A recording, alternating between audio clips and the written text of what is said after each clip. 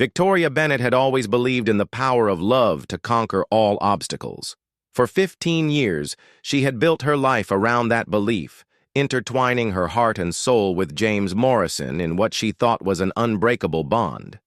Their penthouse overlooking the city had once echoed with laughter, passionate whispers, and dreams shared over candlelit dinners. She remembered their early days vividly, how James would surprise her with roses after closing a major real estate deal, how they would make love on the living room floor while rain pelted the floor-to-ceiling windows, how he would trace patterns on her bare shoulder while promising her the world.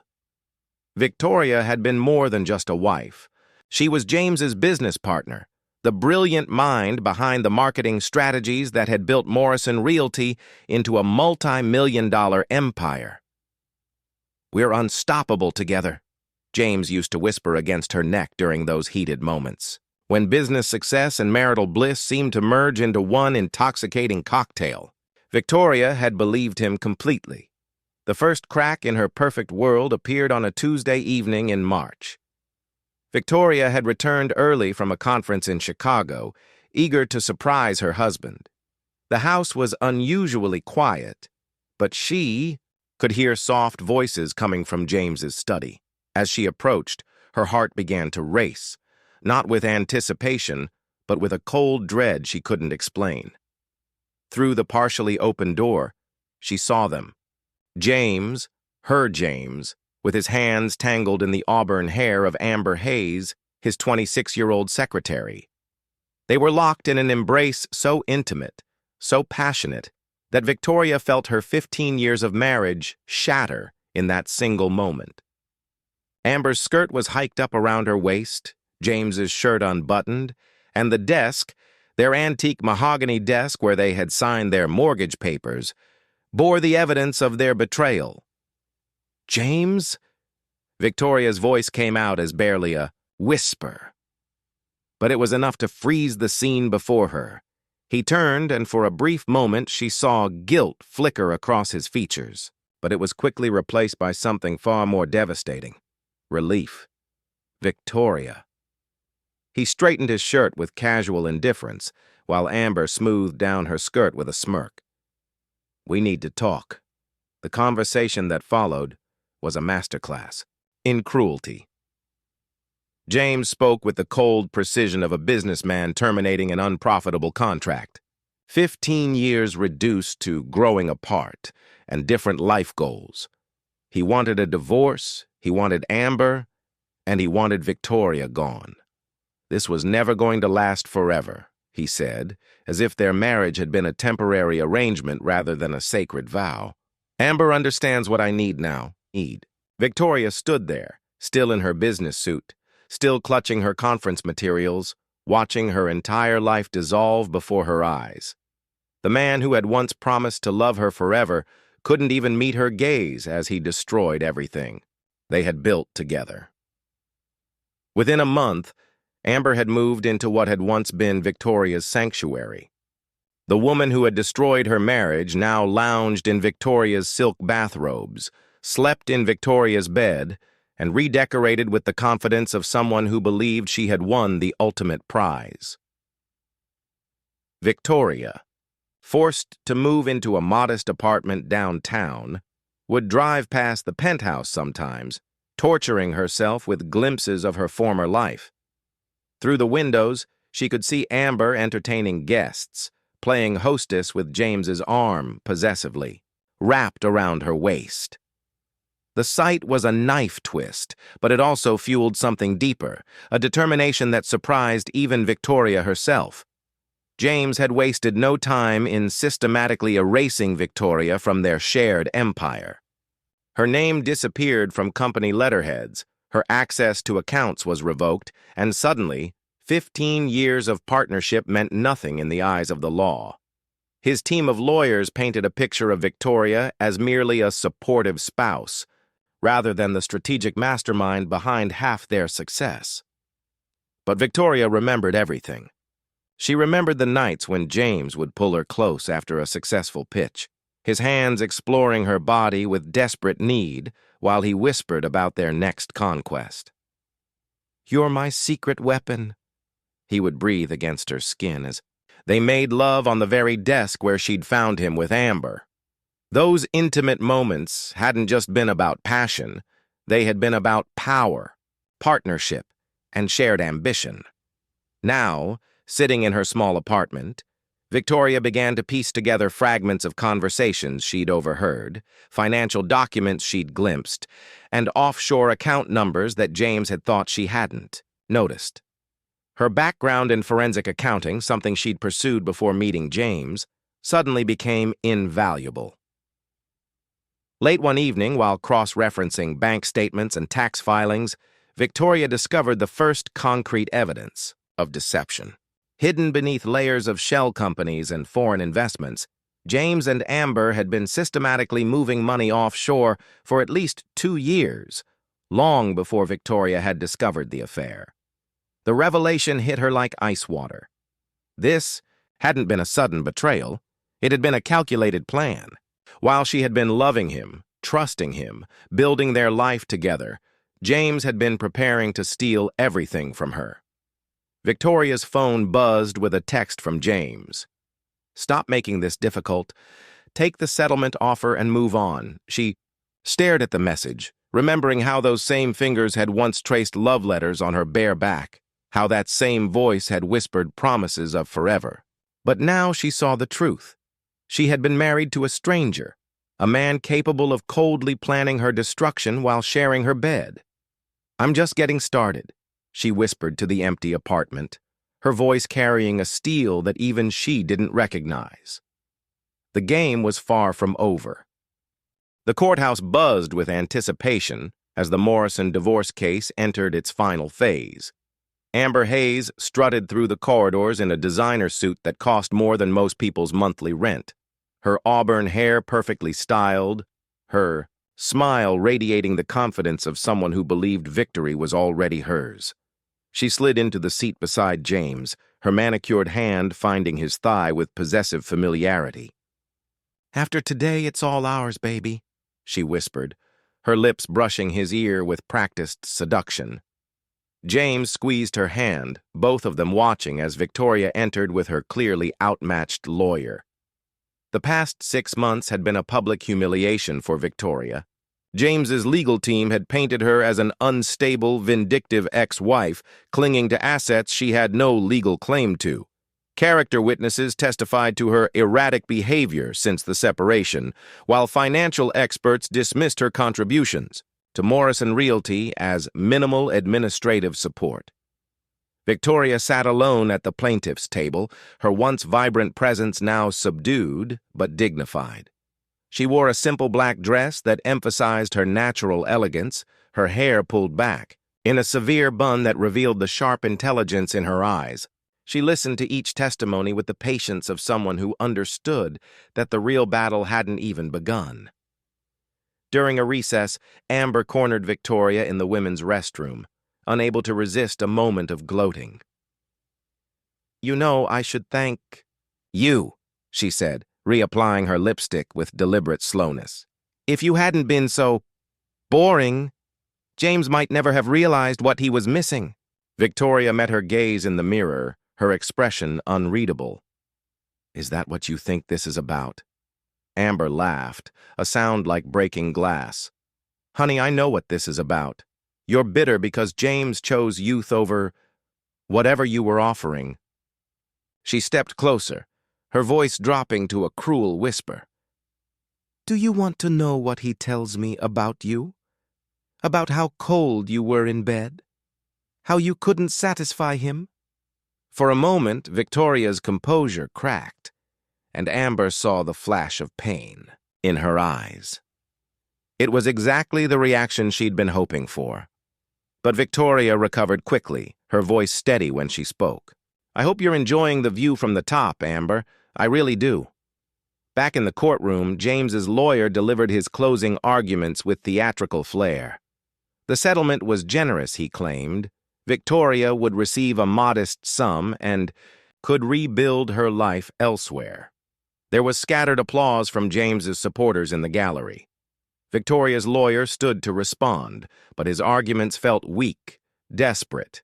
He had no smoking gun, no dramatic revelation that would change the course of the proceedings. As he sat down, the defeat was visible in his slumped shoulders. Judge Patricia Hendricks reviewed her notes. The silence in the courtroom absolute. "I'll issue my ruling after a brief recess," she announced, but everyone knew which way the wind was blowing. Amber leaned into James, her hand sliding up his chest with intimate familiarity. 2 hours, she murmured, "and then we celebrate. I have some very special plans for tonight." Neither of them noticed Victoria checking her phone, or the small, satisfied smile that crossed her lips when she read the message waiting there. "Package delivered. Everything is ready. D." While the courtroom drama played out, Victoria's real battle had been fought in the shadows. For months, she had worked 18-hour days, following paper trails that wound through 3 countries and dozens of shell companies. Her secret weapon was David Chen, a forensic accountant she had known from her college days, whose quiet competence had blossomed into something deeper during their long nights of investigation. David had been her rock during the darkest period of her life. When she would break down from exhaustion and heartbreak, he would hold her gently, offering comfort without trying to rush her healing. "You're stronger than you know," he would whisper as they worked together in his downtown office, surrounded by financial documents and computer screens. Their relationship had evolved slowly, built on mutual respect and shared purpose rather than the passionate intensity she had once known with James. David's love was steady, patient, and genuine, everything her marriage had pretended to be but never was. "Look at this," David had said one evening, pointing to a series of transactions on his monitor. Victoria leaned over his shoulder, close enough to smell his aftershave, close enough to feel the warmth of his body. "They've been using Amber's maiden name, Kowalski, for half the offshore transfers." Victoria's heart raced as the pieces fell into place. "David, you're brilliant." She turned to kiss his cheek, but he caught her face in his hands, their eyes meeting with an intensity that made her breath catch. "Victoria," he said softly, when this is over, she finished, "we'll have time to figure out what we are." The evidence they had uncovered was staggering. James and Amber had embezzled nearly $8 million from Morrison Realty, hiding it in accounts across the Cayman Islands and Switzerland. Worse, they had systematically defrauded clients, inflating property values and skimming commission payments. But the most damning discovery came when David traced Amber's background. Her real name was Amanda Kowalski, and she had a criminal record for fraud in 3 states. She had targeted successful businessmen before, seducing them into partnerships that always ended with missing money and broken lives. "She's done this before," Victoria whispered, staring at the police reports and court documents. "James isn't her first victim.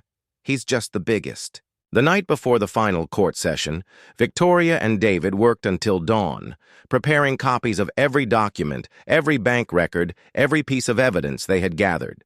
As the sun rose over the city, David pulled Victoria into his arms. "Are you ready for this?" he asked, stroking her hair. Victoria looked out at the city where she had built her life, lost everything, and now prepared to reclaim her power. "I've been ready for months."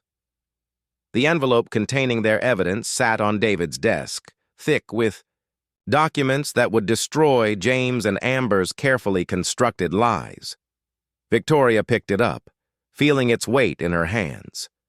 Tomorrow, she would walk into that courtroom not as a victim, but as a woman who had discovered her own strength in the darkest of times. The courtroom was packed as Judge Hendricks prepared to deliver her ruling. Amber sat beside James, practically glowing with anticipation, her hand resting possessively on his arm. She had already mentally redecorated the penthouse and planned their honeymoon to Monaco, where some of their hidden accounts waited. "This has been a complex case," Judge Hendricks began, her voice carrying the weight of legal authority. However, based on the evidence presented, the heavy oak doors of the courtroom swung open with a resonance that silenced every whisper, every shuffling paper, every anxious breath. Victoria Bennett entered like a force of nature, her heels clicking against the marble floor with the rhythm of approaching justice. She was transformed. Gone was the subdued woman who had endured months of humiliation. In her place stood someone radiant with quiet power, carrying herself with the confidence of someone who held the truth in her hands. David followed behind her, carrying a box of additional documents, his presence solid and reassuring. The manila envelope in Victoria's hand seemed insignificant, but Amber felt a cold chill run down her spine as she watched her nemesis approach. "Your Honor," Victoria's lawyer stood, suddenly energized. "We have new evidence that fundamentally changes this case." James's lawyer leaped to his feet. "Your Honor, this is highly irregular. The discovery period has closed."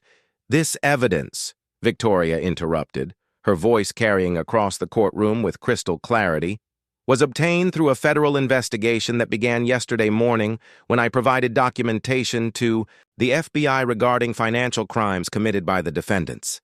The courtroom erupted. Amber's face drained of all color as Victoria opened the envelope with deliberate precision.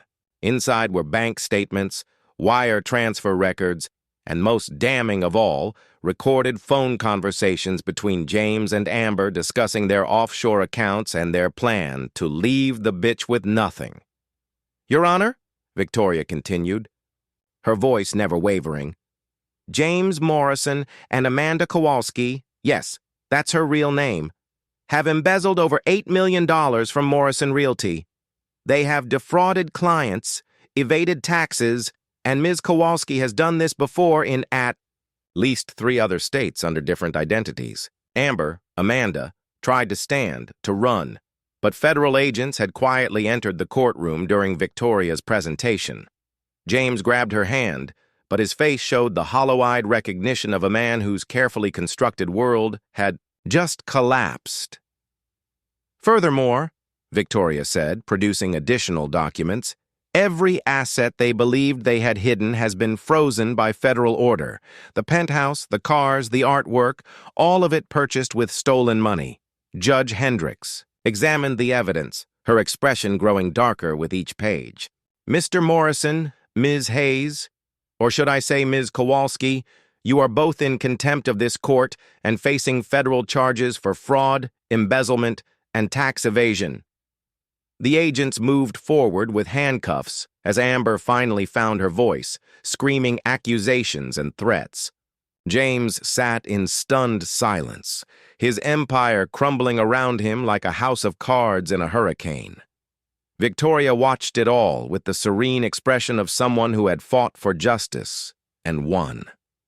As the courtroom cleared and the defendants were led away, David appeared at her side, slipping his arm around her waist. "How does it feel?" he asked softly. Victoria looked around the courtroom where she had been humiliated, where she had been painted as the villain, where she had ultimately triumphed through patience, intelligence, and sheer force of will. "It feels like the beginning," she said, leaning into his embrace, "the beginning of everything." 6 months later, Victoria Bennett Chen, she had kept her maiden name but added David's, stood in the office of the rebuilt Morrison Realty, now renamed Bennett and Associates. The company had been returned to her through the courts, along with all the assets James and Amber had tried to steal. She kept one memento from her ordeal: the empty manila envelope that had contained her final card. It sat framed on her desk, a reminder that sometimes the most powerful weapon isn't anger or revenge, but patience, preparation, and the unshakable belief in one's own worth. Justice, she had learned, was best served not hot or cold, but with the precise temperature of truth.